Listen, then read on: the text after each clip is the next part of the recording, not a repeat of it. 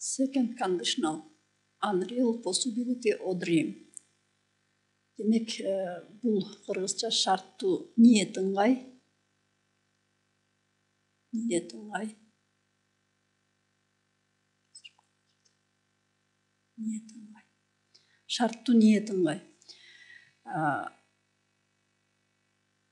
Қырғыз тилинде, англис тилинде бұл мындай колдонулат да, бұл чындыкка жакындабаган, аткарууга мүмкүн эмес болгон кыймыл аракеттерди туюндуруш үчүн багыныкы шарттуу, толуктооштук, бышыктооштук сүйлөмдөрдө көп колдонулат. Эгерде мен сенин ордуңда болсом, мен киного тез-тез барып турмакмын деп, мисалы үчүн, if I were you, I should often go to the cinema. Эми ушуну түшүнүш үчүн азыр биз төмөнкү мисалдарды бир сыйра карап чыксак да. Бул second conditional, жосо шарттуу ниет ыңгайды түзүш үчүн бизде эгерде деген сөз колдонулат экен, if, англисче if, андан кийин жагдай, ыңгай, анан результаты да, результаты. Муну кантип колдонобуз? Бул мисалы үчүн биринчи ыңгайда биз жөнөкөй учурчакты алган болсок, бул экинчи ыңгайда second. Экинчи ыңгайда биз өткөн жөнөкөй чакты алабыз, өткөн чакты алып туруп, ага would жардамчы этиши келет, анан негизги этишти кошуп түзүп алат экенбиз. Демек, өткөн чак, анан would, анан негизги этиш. Мына бул жерден карайлык. If I married Mary, I would be happy. Эгерде мен Мэриге үйлөнгөн болсом, анда мен бактылуу болмокмун. Көрдүңөрбү? Бул жерде Мэриге үйлөнгөн болсом, бактылуу болмокмун. Кыргыз тилинде ушундай айтылат да, бактылуу болмокмун. If I married Mary, I would be happy. If Ram became rich, she would marry him. Эгерде Рем бай болгондо, ал ага турмушка чыкмак. Эгерде Рем бай болгондо, ал ага турмушка чыкмак. Карагылачы мына. If Ram became rich, she would marry him. Would менен would. If it snowed next July, would you be surprised? Суроода кандай берилип атат? Бул would астыга келет экен да, would астыга келип берилет. Эгерде кийинки июлда кар жаап койсо, сиз таң калат белеңиз. Would you be surprised? Would you be surprised? If it snowed next July, what would you do? Эгерде кар жаап койсо кийинки июлда, эмне кылат элеңиз? Мына ушунтип суроолорду бергенди дагы көрдүк. Кээде if ортого да келиши мүмкүн экен. Ортого келиши мүмкүн, биринчи результатты коюп, анан кийин if'ти коюп, анан past simple'ды коебуз да. Мисалы үчүн, I would be happy if I married Mary. Жолсо, she would marry him if Ram became rich. Would you be surprised if it snowed next July? Деп дагы ордун алмаштырсак болот экен. Эми кийинки сүйлөмдү карап көрөлүк. Кийинки сүйлөмдө if I were rich man, I wouldn't have to work hard. Эгерде мен бай адам болсом, мен мынча катуу иштемек эмесмин дейт да. If I were rich man. Демек, if I were a rich man.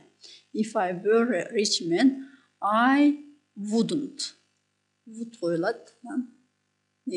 I wouldn't have to work hard. If she were more attentive, she would not have to retake the test. If she were more attentive, she would not have to retake the test. Эгерде ал көңүлүн абдан жакшы койгондо анда ал тести кайра бермек эмес. Ал тести кайра бермек эмес. Кийинки сүйлөмдү карайлык. If I won the lottery, I would buy a car. Бул сүрөттө турат, мынакей. Эгерде дейт, мен лотерейный билеттен утуп калсам, мен машина сатып алмакмын дейт да. Эми ушул жерде мындай да, ушул экинчи жагдайда, экинчи жагдай менен биринчи жагдай негизинен окшош. Экөө тең келер чакты ойлонуп атат. Биз келер чакта кандай бир жагдайда кандай результат болорун ойлонуп атабыз да. Бирок бул жерде реальный мүмкүнчүлүк болбой атат да. Чыныгы мүмкүнчүлүк жок. Болору да белгисиз. Негизинен көпчүлүк учурда болбойт, но кээ бирде болуп калышы да мүмкүн. Мисалы үчүн, мынакей могу жерде каралачы. Эгерде сенин лотерейный билетиң болбосо, жеңе аласыңбы? Мисалы үчүн, лотерейный билет сатып албасак, анда кантип жеңип алабыз? Лотерейный билет жок болсо, демек жеңиш дагы жок. Балким бир күндөрү бир лотерейный билет сатып алып, кийинчерээк утуп калышыбыз да мүмкүн экен да ушул. Бирок көпчүлүк учурда биз лотерейный билетибиз жок болсо, кантип утмак элек да, биз отуруп алып эле жөн ойлоп коебуз да, эгерде мен лотерейный билеттен утуп калсам, мен машина сатып алмакмын, же болбосо мен үй сатып алмакмын депчи. Демек, муну келечекке биз өзүбүзчө ушундай бир каалообуз экен да, бир каалоо ушунчалык ушуга жетсем экен деген нерсе экен да. Бул эми анча реалдуу эмес экен. Биз ушуну, мисалы үчүн, if I won the lottery, I would buy a car деп ушуну түзүп алат экенбиз, көрдүңөрбү? If I won the lottery, I would buy a car. Бул жерден дагы бир эске салып кете турган нерсе, өткөн чакты колдонуп атабыз, көрдүңөрбү? Мына өткөн чак. Past simple'ды колдонуп атабыз. Мына бул жерде дагы won дедик. Эмес won the lottery. Анан кийин эме коюп атабыз, негизги кетишти would, анан wood'ду анан негизги кетишти коюп атабыз. Would анан негизги кетишти коюп сүйлөйбүз. Эми дагы айтсак, мисалы үчүн, if I were captain of a ship, I would take you on a trip around the world. Демек, бул жерде дагы реальный эмес. Эгерде мен капитан болсом дейт да, кораблдин капитаны болсом, мен сени дүйнө жүзүн кыдыртмакмын. Эми ал капитан эмес, ал дүйнө жүзүн кыдырта албайт, бирок ушундай каалоосу бар экен. Көрдүңөрбү? Ушундай каалоосу бар экен. If I were a captain, I would, мына would менен алышыбыз керек да кийинкисин. I would take, I will деп айтпайбыз. I would take you on a trip around the world. Дагы кийинки сүйлөмдү карасак, if I were you, I would cook it for a little longer. If I were you, I would cook it for a little longer. Эгерде мен сенин ордуңда болсом дейт да. Эч убакта биз бири-бирибиздин ордубузда боло албайбыз. Эч убакта боло албайбыз. Ошон үчүн бул жерде if I were, дайыма ушундай эгерде десек, I were you. If I were you, эгерде мен сенин ордуңда болсом. Эгер мен президент болсом, if I were a president деп ушул were менен коюп сүйлөйбүз. Анан мынакей would-ту кыскарттык. I would cook it for a little longer. Демек, мен бир аз көбүрөөк бышырмакмын дейт да муну. Демек, эч убакта бири-бирибиздин ордубузга дагы боло албайт экенбиз. Андан тышкары дагы бул жерде сүрөткө мисалы үчүн суроо берсек, what would you do if you won £1 million?